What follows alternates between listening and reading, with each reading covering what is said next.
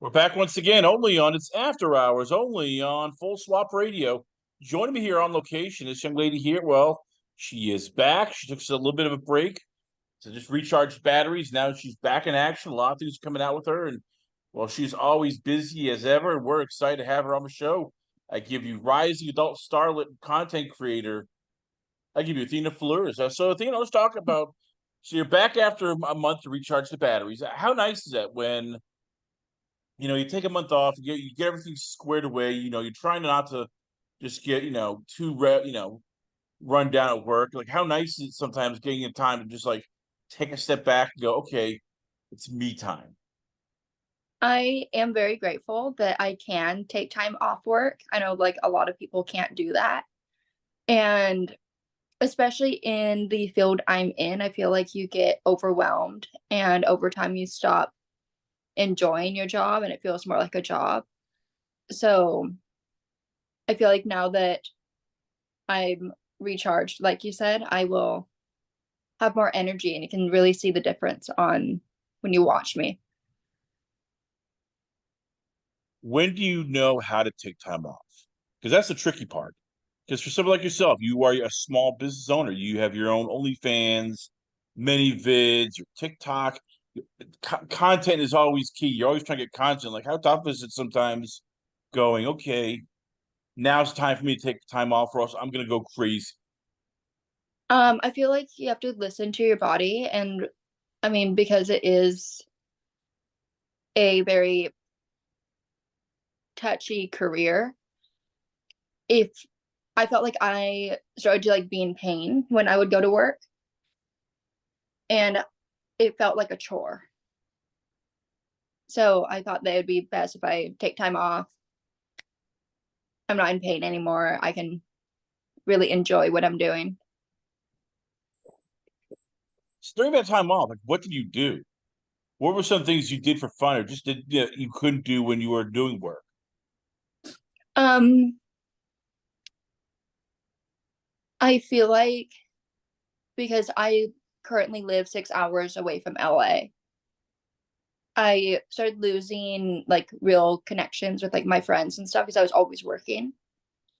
And so I spent more time with my mom, my dad's side of the family, and then my friends. Talk to us about your family. How did they handle all this? Because it's Uh, tough, and being a content creator just alone. But how tough is it sometimes for you, like finding time to make sure you don't lose sight of like birthday parties, dinners, calls? When, as you said, you're always busy, you're always shooting, you're always networking, you're always editing, and you can just miss stuff very quickly. I learned to say no a lot. So, like, if I know something is coming up that, like, I know when my family's birthdays are, like, I know when, like, important holidays are that, like, we celebrate, and I just won't work, which is hard sometimes, like, especially me because my first job was I was a stripper. So, like, having, like, the mindset of, like, always wanting to, like, go make money or whatever, it was definitely like a change that I had to make. But now it's easier. I feel like the first time you say no is always gonna be the hardest. So how long for you? How tough was that saying no? Like, as because you said the stripper mentality is you work, work, work, work, work, work, work, work, work. All right, Yeah. keep hustling, keep going. And then when you're a content creator, it's not, it's tougher because at least when you as stripping, it's like, okay, I'm gonna make at least X amount of bucks. I know I'm gonna be working X amount of hours. I have a set Mhm. schedule. When you're a content creator, how tough was that for you going, okay, these are my hours and sticking to it when all of a sudden the running joke in the porn industry is like, yeah, I have my own orders is great. Next thing you know, you're working 24 hours and you're injecting coffee into your veins like it's blood.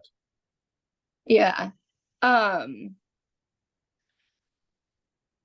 I feel like I probably don't put as much effort into content creating as I did as I do like the other aspects of my career.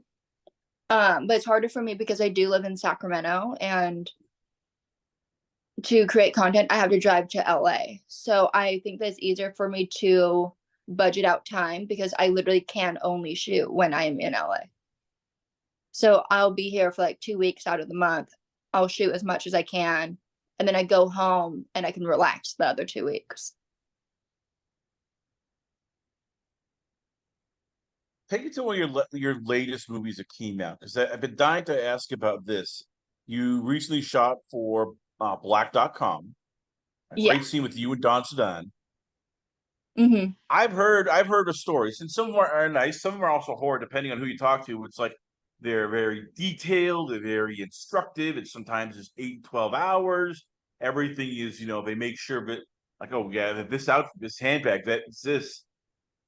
How do you handle that sometimes when it's not sex, it's not the pretty girl shoots. It's like you're just going through the preparation, you're doing the fitting to change the makeup. It's like keep going, can we keep moving here? Because most people hate being on set for like 3 4 hours when it's like 8 hours, 10 hours. I don't know how long yours was. There must be those moments like it's like, okay, oh come on, who gives a crap about what bag or outfit? It's all coming off in the next 20 minutes.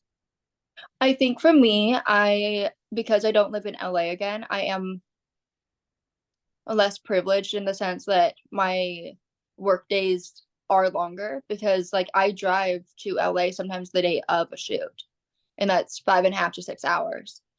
Um, so I'm not used to having short days anyways.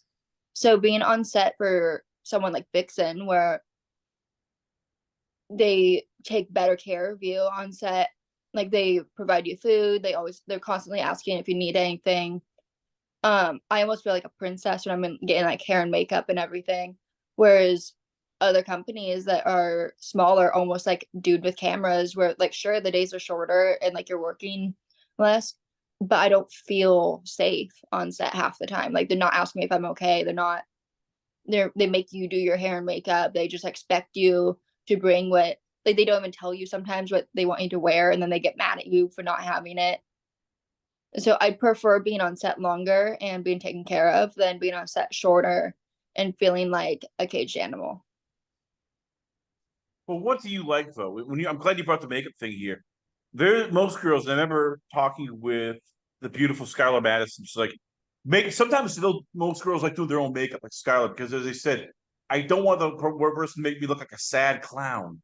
So for you, do you prefer doing your own? Do you like somebody else doing it? And when you do, are there certain people that you'll try to like make sure? Okay, is this makeup artist gonna be on set? Because she knows what she's doing. I don't have to worry about looking like a sad clown. Yeah, I have only worked with three makeup artists. I just, for whatever reason, always get the same two, and I like them. So I don't. I've only had one bad makeup experience, but I always bring my own makeup just in case. So, what do you like for your makeup? Because some people like a lot, some people like very little. Some people I know you don't like to go all natural. So for Athena Fleurs, like, what is it? How when you're in a makeup chair, what do you tell the makeup artist? Like, all right, can you make me look like this? It depends on the scene. Like because I am younger, I'm 22. So I get a lot of scenes where I'm supposed to be playing like a stepdaughter or something. So like I'm not gonna be mad at them for putting on less makeup. I take very good care of my skin. I think I'm pretty without makeup, so I'm not like so much worried about it. But like I did one scene where I was playing like an angry wife. So like it was cool because I got to be in more makeup and I'm not used to it because I'm always playing like a little kid, kind of. How do you go to the next step? As you said, you're very youthful looking, so you can Yeah. pass for about 18 to 23. I'm Hmm. guessing you want to do more challenging roles down the line. You want to shoot for, you know, Girls' Way or Brazzers or Wicked Yeah. or Pure Taboo, and you want to play a more deeper character. So how do you basically do that? How tough is it sometimes getting people to look past like, oh yeah, she's cute and adorable, she can fit in as his daughter. It's like, no, I want to play something more. I'm not just a kid, damn it. I'm not that worried about it yet. I am so new in the industry, so I am kind of planning on playing like a teenager for as long as I can. So I have a longer time in the industry because once you do too much too fast, everyone's racing you. Um, so then it's not going to be like as exciting when I start switching roles because if I keep switching roles, do you know what I mean? I want to, kind of go through as many like stepsister type of roles. So then like in like a year or so I can, start playing like a mad wife, like I did that one time, or I don't know what else, like Brazzers and all that. Like if you like I've already kind of messed up and I've already done anal. So now it's not gonna be like cool like when I do anal in like 3 years, I've already done it. Do you know what I mean? You know exactly what you mean. So that leads me to my second question. Like for your OnlyFans, how much do you enjoy that? Because you get to do whatever you want. You get to make your own creations. You get to do your own scenes. You get to do your own cosplay. Like for you, how much is your OnlyFans like for you, your creative outlet? I enjoy it. I'm not used to because I've always been in industries where like I'm making like fast money. Um and OnlyFans, I have it set up so any money I make on there goes into a savings account. So I never see the money. So sometimes I get like irritated with it because I'm not like clocking in, making a bag, and then going home. It's more of like a gradual thing where like you get paid a lot one day and a little the next or whatever. Um, so like I enjoy it, but sometimes I don't get that like instant gratification from whatever I made. So I'm still working on like the mental aspect of it. How tough is it then staying with it? Because as you said, you're used to fast money. You're used to money coming in, and with OnlyFans, it's the long game. So it's a Is lot of work, and you have to constantly work. So how do you not, look at it as like a chore? I am still working on that. Like some days I get really excited when I log in and like look at my savings account and it's like I've like seen like a big difference, but some days like I look at it, I'm like, I just released 3 videos and I feel like I made nothing, even though I did, but I am not used to not having that like instant gratification. But I enjoy having like the passive income of it.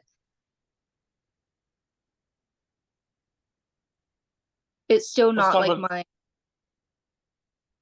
like I don't love it yet, but I know I will. And I have to like keep working at it. Tell me about some of the stuff you want to do that you're thinking about right now for OnlyFans, because as we said, it's your baby. You get to, as they say, shop for the groceries, cook for dinner, serve the meal. So you get to do whatever you want. What are some of the things you want to try, just as somebody who's a creative person, going, I want to do this, I want to do that, I want to try this. Um, I am still at the place where I don't want to try new things on there because I'm not I won't make as much on there yet than if I try it on camera for a company, So I'm not gonna put anything I haven't already done that you can, go buy somewhere else on my OnlyFans because I want to make sure that I get paid the most for it. Do you know what I mean? So like I wouldn't do anal on my OnlyFans until I did it in like a big production. Do you know what I mean? You know exactly what Because you like mean. a company will pay you more for it if they can't find it already.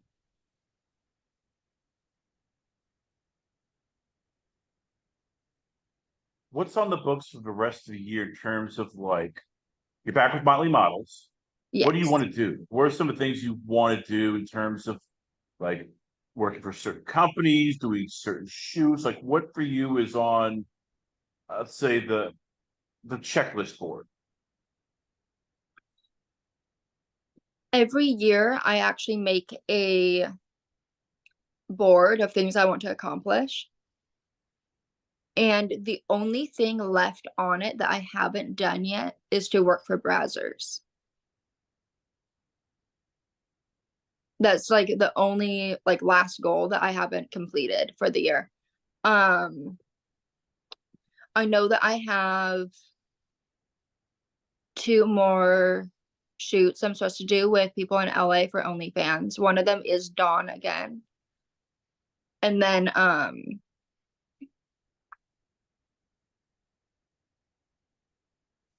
think that's it. Like I've already done all of my feature dancings that I have had planned for this year. I would love to get like in a magazine,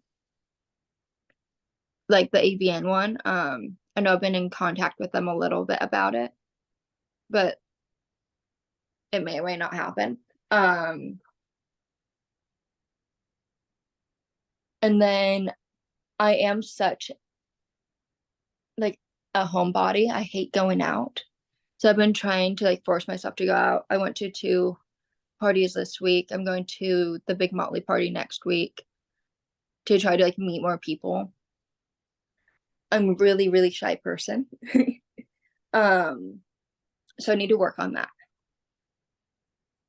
Now, as somebody who knows how tough that is, because most, I don't like going to parties either. How tough is that forcing yourself to do that?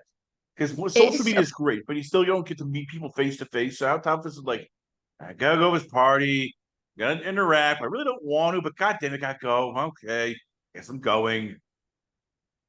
I used to be a social person, but because I've always danced in Northern California. I don't know how it is in LA yet, but being around girls all the time like that and like seeing like how catty they are, it really makes you dislike your coworkers. So I'm still getting used to like staying at model houses down here and stuff and realizing that people in this industry are actually really nice. And so I'm trying to not be as guarded, but I feel kind of forced. But it's fine. I'm working on it. And I do know that people in this industry are really nice. I've only had 1 issue on set ever. Um, but it's still difficult to like trust people enough to like talk to them.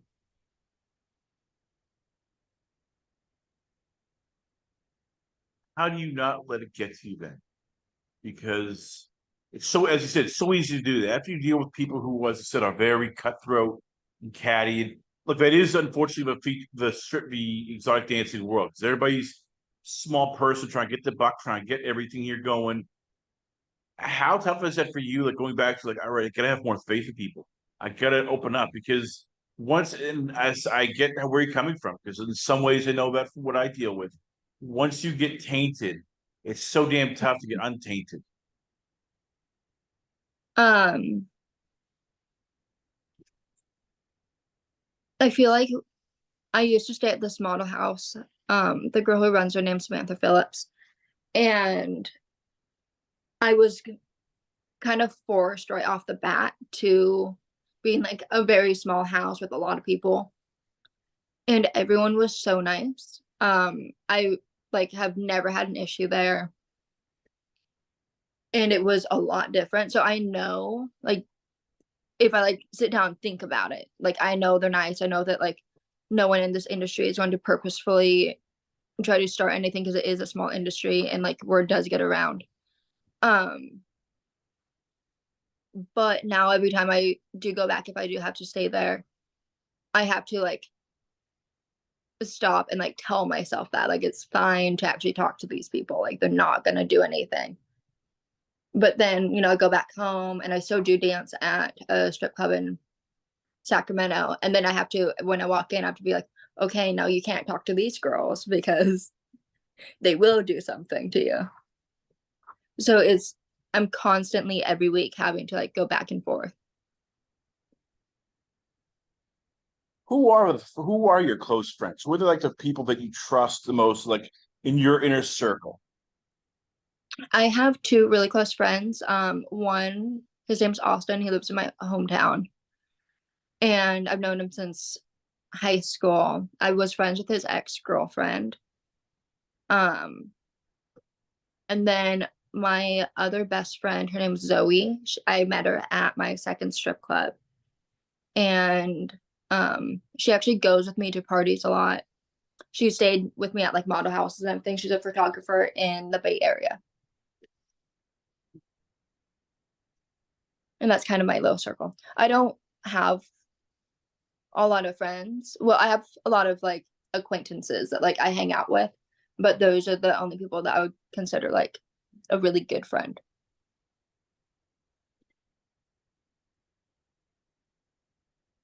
All this is going on, as you mentioned before, and you're back once again with Motley Models. Hmm. What's the long term goals, though?